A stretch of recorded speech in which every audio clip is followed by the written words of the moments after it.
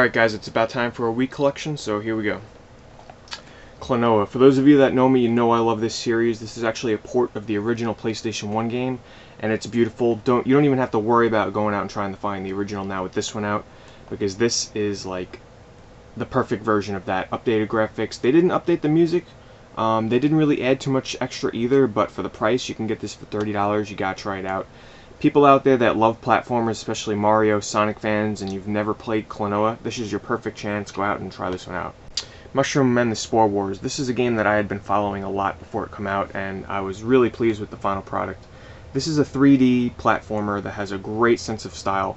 The music and everything ties in together with the world. The world you actually play as a little mushroom guy, and you're up against a war against the bad mushrooms. So all the levels are in scale, so like you're in someone's house and like there's giant like shoes and giant chairs, and the enemies are like giant rabbits and everything. They're all like mutated, and it's a very colorful world, a lot of detail. You know, this is the type of game that definitely probably went under everybody's radars, and now's your chance to pick it up. It's a great, if you like platformers, give this one a try. I like its sense of humor and style. Zack and Wiki. This is Capcom's attempt at bringing the classic adventure point-and-click puzzle-solving games to the Wii, and they did a really, really good job. You know, it really takes advantage of the Wii remote with being able to point any way you want and click there to send Zack to go there.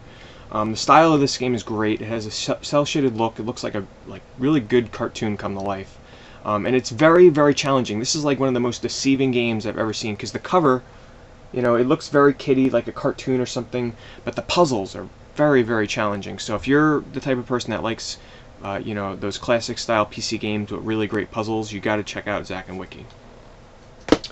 The Conduit. This is one that I just picked up yesterday, and so far I'm really enjoying it. It is indeed a very generic first-person shooter that was kind of hyped up because of the Wii. You know, it's like the first, or one of the first, like, first-person shooters done really well on the Wii with 12-player online. That was like its biggest draw. I played the online, I played the single-player, and so far it's been pretty enjoyable.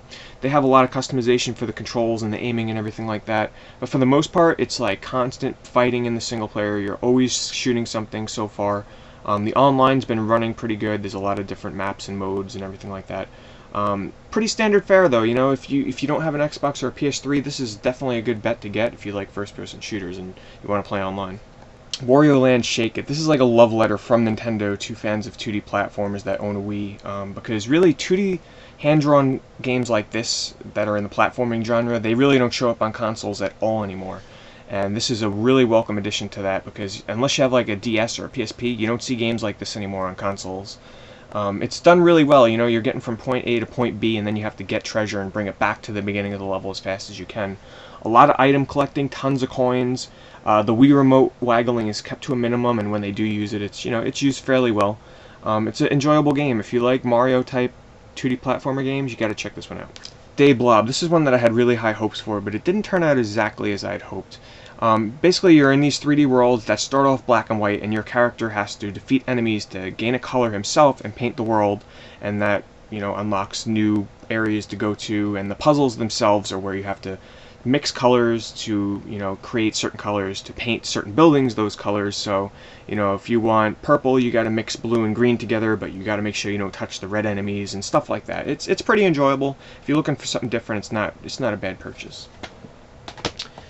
Opuna. This is a traditional turn-based RPG, and a lot of people like to, you know, compare the style to Earthbound, which I can see now that I finally have got around to playing Earthbound quite a bit.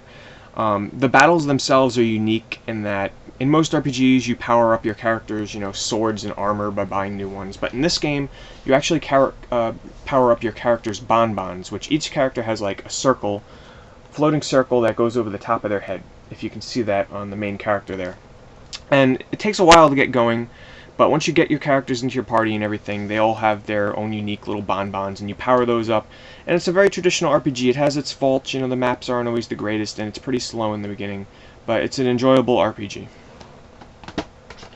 Super Smash Bros. Brawl. This is one of those must-own games, especially if you're a fan of Nintendo in general. This was one of my nominees for the best game of 2008, and very rightfully so. I still prefer Melee much more than Brawl because it was faster paced and everything, but with all the new characters, the online mode when it runs well, the single player campaign now too is much better than it used to be in the series, and the soundtrack is amazing. There's a lot of collectibles in here too. This is one of those games where if you know, if you're one of those Nintendo fans that likes all the characters in their company, you gotta get this game. Baroque. This is a roguelike RPG, and the best way to put that is you die, there's harsh penalties. You go back to level 1, you lose all your items. I can't really get into the specifics on how to save your items because I gotta save time, but basically think of this like a platformer, like a Mario game, where you have one life to make it to the end of Mario. You die once, you gotta start back at the beginning. Think of that in a third-person action RPG form, and that's Baroque. This game has a great setting, though. It's very moody, it's very horror-like, you know, it's got creepy characters and everything, and the story is very minimalistic. It's a very weird game, I'll just say that. Worth tracking down if you're willing to take a chance on a game you might love or you might hate. Dragon Quest Swords. The way I best like to describe this one is a on-rails shooting game turned into an RPG in the Dragon Quest setting. Because basically, the game is very linear. You know, you have straight paths where you can either choose if you want to go forward or backward, or if you want to take a path left or right. But the battles themselves are in real time, where you point at the screen to slash your sword and everything like that. Point at the screen to block with your shield your enemy's attacks. So think of it like an arcade shooting game, like House of the Dead or something like that, Time Crisis, in an RPG setting where you can level up, get new items and everything. It's pretty enjoyable. If it sounds unique and interesting to you, give it a try. Koa Rimpau Marble Mania. This is one of the rare Wii games out there. It's very hard to find now. It did actually come out with a sequel, Marble Saga, which I haven't gotten around to playing yet. But this is one of those like marble board games where you roll around the marble on a board through obstacle courses and everything, and it's pretty enjoyable. Besides its sequel, there's really nothing else like it on the Wii that I know of. If you can find it, track it down. It's pretty fun. The Legend of Zelda Twilight Princess. If you bought a Wii on launch day, this is definitely one of the games that you picked up to go along with it.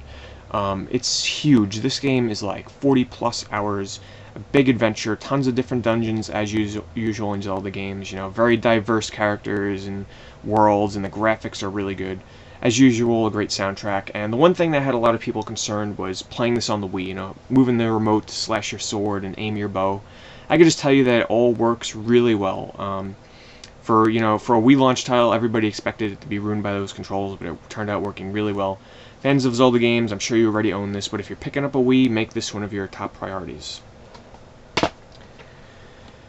Super Paper Mario. This one I didn't get around to playing as much as I thought I would, but for those of you that don't really know how this game works, it's a 2D platformer with some RPG elements where you can actually shift the game world into a 3D perspective. So it's pretty hard to explain, so maybe go check out a video or something, but imagine taking a 2D world, shifting it into 3D in the Mario setting. If you think it sounds weird, check out a video. Super Mario Galaxy, another must-own Wii title.